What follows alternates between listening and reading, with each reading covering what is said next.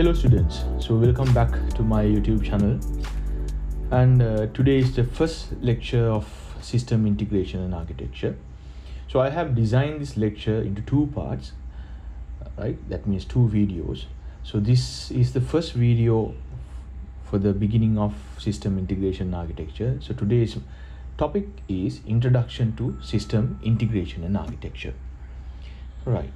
So as I spoke about system integration and architecture in the last lecture, introduction to the module, system integration and architecture, or SIA, is an important area in information technology that focuses on connecting different systems and making them work smoothly together. So in today's world, where businesses really rely on systems and applications, it is really essential to bring these systems together and to know about how to bring these systems together in order to help the organizations and individuals to save time and to safeguard data and to make the data processing very much easy for the people for the stakeholders or the people who are using systems. Right, okay, so let's move on to the first slide. Definition and purpose of a system. So the system, this word system, that derived from the Latin word systema. Okay, so the Latin word systema means it's an arrangement of components or an arrangement of organisms, an arrangement of functions, some sort of arrangement. So examples for systems, arrangements, we can say transportation systems, computer systems, accounting systems. Understand? So when it comes to transportation systems, you can find out there are vehicles, there are roads, there are some sort of management protocols that helps people and vehicles to go from one place to another place to drive. Okay, so yes, these are examples for systems. I think you have some sort of a small idea about what is a system. Okay, so system means an arrangement of components. So if I explain a little bit further about this arrangement of components, we can say system is a set of interconnected parts,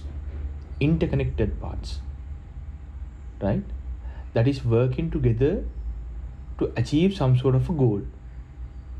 It's a systematic arrangement. A set of interconnected parts working together to achieve some sort of a common goal. Okay, right. So now these systems can be further divided into subsystems and components. So what is a subsystem? Subsystem is a smaller section within the system itself. Okay, subsystem is a smaller section within a system, right? So subsystems, here in the definition I have mentioned, subsystems are smaller collection of components within a system. Smaller collection of components within a system. So now, what is a component? Components are, for example, let's say in the transportation system, components are vehicles, components are cars, components are trains, components are people, right? Components are the smallest functional unit which is used to create subsystems, and then which is used to create systems itself. Now we will come back to subsystems. So subsystems are a smaller collection of components, right? So that means subsystems are collection of these functional units. So these subsystems combined together create a system. Subsystems combined together creates a system. So these components or functional units can be further divided into physical units, which are tangible, and then intangible units. Tangible means what? We can touch. Intangible means what? We cannot touch. Understand? So when it comes to tangible and intangible, tangible units in a transportation system, let's take the example transportation system. In the transportation system, tangible components are vehicles, buses, trains, people, all those things. Tangible, we can touch them. Intangible means, for example, in the transportation system, vehicles have to drive from the left side, people have to walk from the right side. So if you want to cross the road, you have to use the pedestrian crossing, the zebra crossing, right? So if there's a color light is on, red means stop, yellow means get ready, green means go, right? So there are some rules and regulations. These rules and regulations we can't touch. Understand? So these are intangible components, functional units. So every system has components, and sometimes every system has subsystems also. These subsystems, they serve the goal of the system. For example, let's say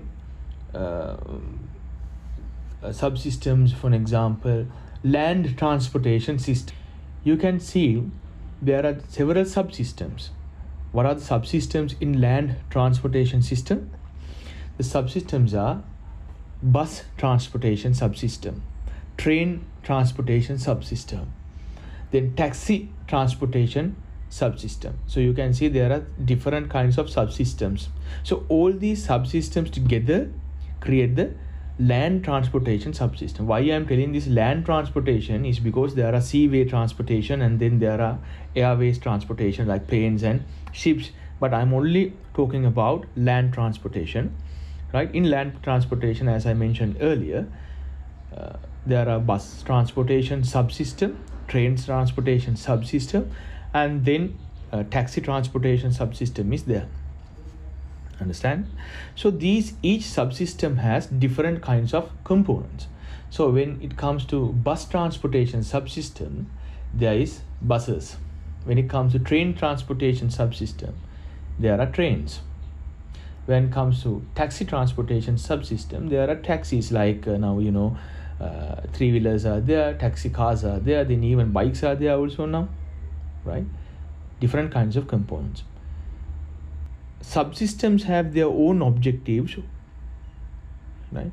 And these objectives help the main system to achieve its goal, right? So few examples for systems. The number one example we can tell, now we also know an example, land transportation, but a number one example is our human body. Okay, so human body as a system has different kinds of subsystems. So the number one subsystem is not number one. There are different kinds of subsystems. Let's take 4 subsystems. There are many more, but let's take 4 subsystems together now. Number one, we can say blood circulatory system. Blood circulatory system. Number 2, respiratory system. Number 3, digestive system. Number 4, let's say nervous system. Right.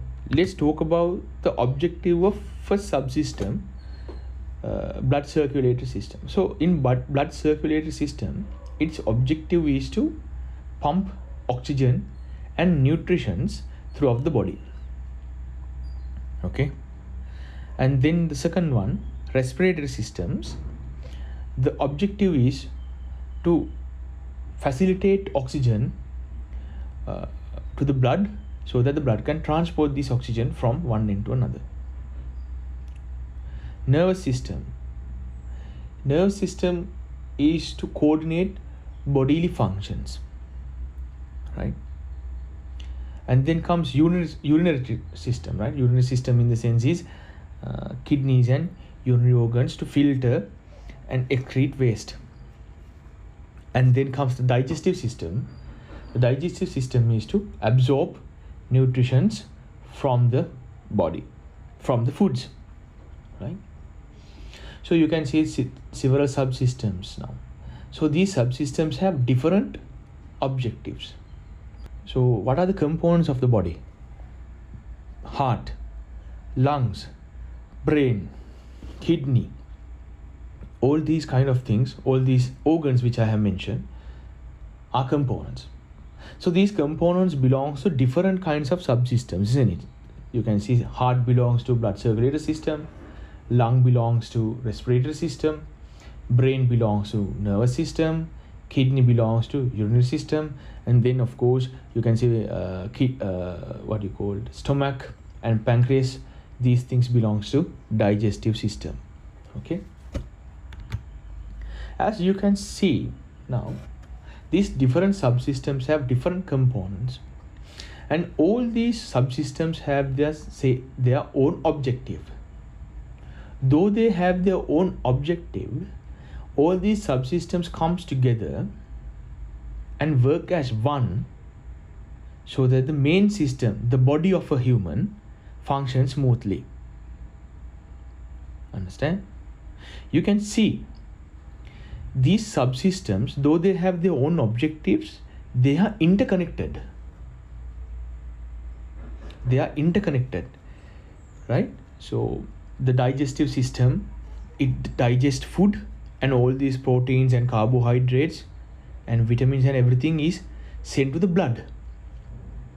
Okay, so in the respiratory system also, the respiratory system take oxygen from the air, the environment, and send it to blood.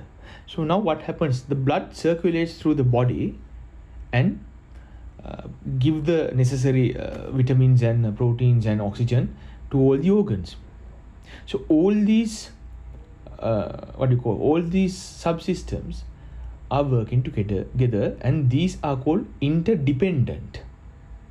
These subsystems are interdependent. Even the components are interdependent. You can see the nerve system. So if the nervous system breaks down, these organs will not work properly. So every subsystem in a human body is interdependent and is working together, so that the end goal of the human body is fulfilled. So what is the end goal of a human body? The end goal of a human body is to live. Okay, that is the most famous example when it comes to systems. So as you can see, I have put another few examples. So car manufacturing system. In a car manufacturing system, there might be tangible and intangible components. Right? Tangible components, you can see robotic arms and conveyor belts, welding tools, all these things.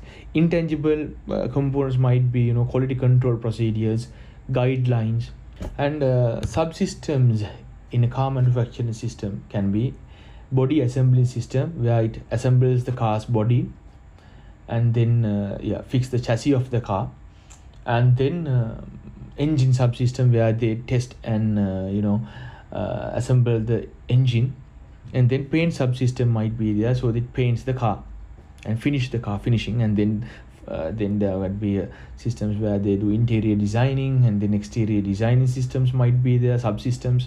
Right, guys, there are so many subsystems in a system. Right, so if I will ask you a small question, when it comes to a human body, we all know that human body has tangible components like heart, lung, liver, these kind of things. But what is the intangible component, the functional unit of a human body? Can you explain? The intangible component? The intangible component of a human body is their thoughts. the thinking pattern, the thinking algorithm of a person. Yes, our intangible components, the thinking algorithm is inside the brain. Inside the brain, it's inside a tangible component, but we can't touch the thinking pattern and the algorithm and the function, how our body is functioning, and how our body is governing. We cannot touch. So because of that, we call them intangible components. Right. So car manufacturing, and then another little bit technical example is the smart home system. So when it comes to smart home system, there are components, tangible and intangible. Tangible components might be smart thermostats, security cameras, smart locks, sensors like motion detection sensors and temperature sensors. Those are tangible devices, right? Tangible components. Then comes intangible components like softwares, which is used to control these thermostats, security cameras, smart locks and all, right? And then we can say data processing and automation softwares and all, machine learning algorithms, they are intangible.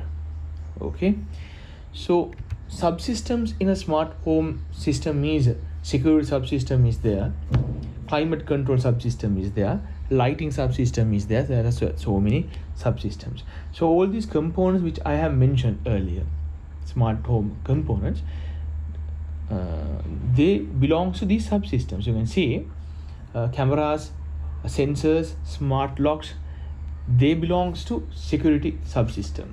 And then thermostats, temperature sensors, they belongs to climate control subsystems. And the smart bulbs and switches, they belongs to lighting subsystem. Understand? Okay, so now you can see these subsystems working together to create a smart home system. Okay, these subsystems have their own objective. Security subsystem, its objective is to secure the home.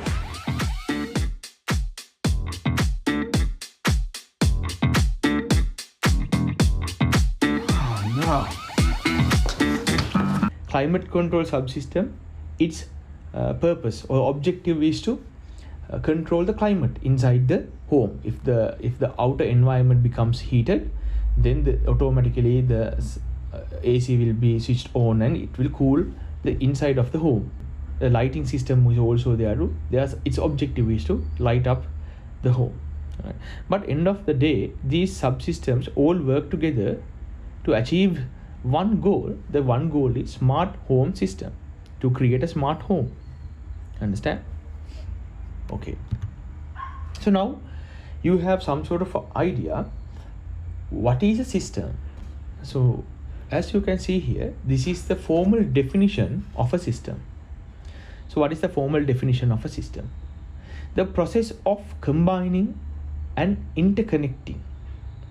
The process of combining and interconnecting various subsystems and components within a defined plan to work cohesively and efficiently towards a specific objective or an outcome. If I mention that again, the process of combining and interconnecting various subsystems and components within a defined plan. There has to be some sort of a plan. Understand? In a plan, we are connecting all these subsystems and connecting these components to work cohesively and efficiently towards a specific goal. The goal is the system's outcome or system's objective. So this combination of or interconnecting of subsystems and components, it involves seamless coordination and collaboration of these components to ensure that they interact. As you can remember, these human body subsystems, respiratory system, digestive system, all these systems are working together. They are interdependent and they are interacting each other. They share information. They share in a human body.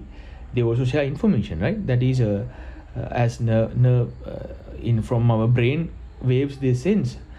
But in the human body, you can see like they share the digestive system share proteins and carbohydrates and vitamins. with blood, and respiratory system share oxygen with blood, right? They share information and operate, enabling the overall system, the human body, to achieve its purpose successfully. So the purpose of the human body is to live, right? This is the formal definition of what is a system. Now I have mentioned a simplified version of what is a system. A system is a combination of connected parts or subsystems designed to work together towards a specific goal. It involves coordinating these parts, or we can say components, so they can communicate and function efficiently to achieve the system's purpose. This is the simplified version of what I have mentioned earlier. Right. Next, criteria for an effective system. So when it comes to criteria for effective system, a system must have a purpose. Right? A system is developed, right? System is developed with the aim of achieving a specific predetermined outcome. Right? So every component within the system works towards the central goal. Right? Purpose-driven design. So a system must have a purpose. We call it purpose-driven design. Next one, there has to be a primary outcome. Right? The system should have an outcome. The main objective or the main goal of the system is the outcome of the system. So as I mentioned before, every subsystem have their own objectives, right? But end of the day, the system, the main system's objective is precedence over the individual outcomes of its subsystem. So this main system's objective or the goal is dominant over the subsystem's objectives. So while each subsystem has its own purpose, its ultimate contribution is towards to achieve the main system's outcome. Right. Then comes interdependency of components, right? As I have mentioned earlier in the example, for effective operation, the components within a subsystem, right, and the subsystems themselves, right, must rely on each other, are independent. Sorry, interdependent. Very sorry, interdependent. Not independent, interdependent. You can see, students.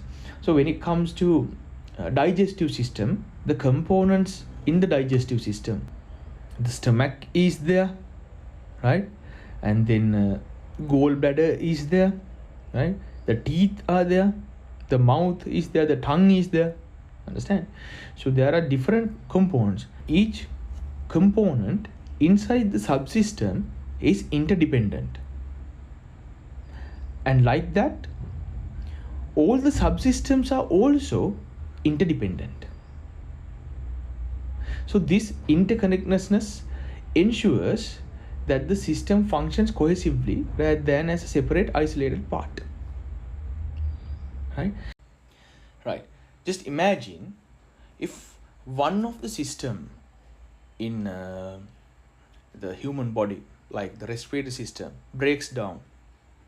Can we survive?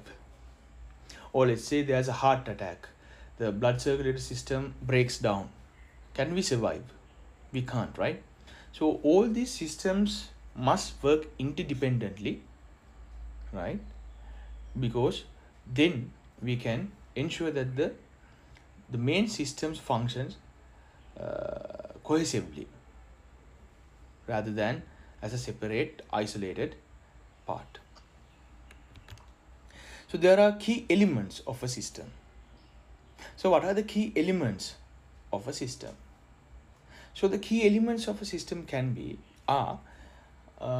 input elements, processing elements, output elements, environment elements, interfaces, and then constraints and boundaries. So input is information entered in the system for processing. Processing is, the system manipulates the input to produce an output. And output is the desired result for the system's end users.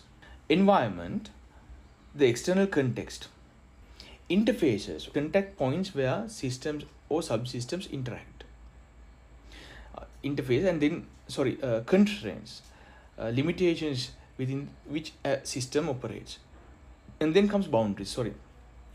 Boundaries are demarcations from the outer environment. Components in subsystems belongs to one of the key elements of a system: input, processing, output, environment, interfaces, constraints, and boundaries. Right. So I hope that you got a good idea about what is system integration and architecture. Lesson 1, part 1. I think now you have a good idea about what is a system, right? What is a subsystem?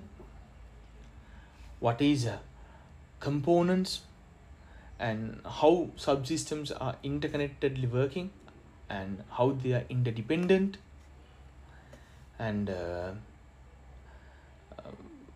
what are components, and some examples to explain these components, subsystems, and systems.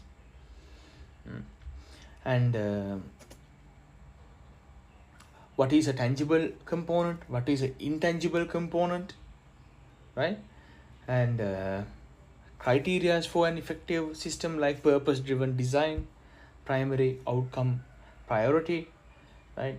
Component interdependence, right? And then core elements of a system, like input, processing, output, environment, interfaces, constraints, and then boundaries. Let's wrap up the session for now, and I will meet you with another video, the second part of Introduction to System Integration and Architecture.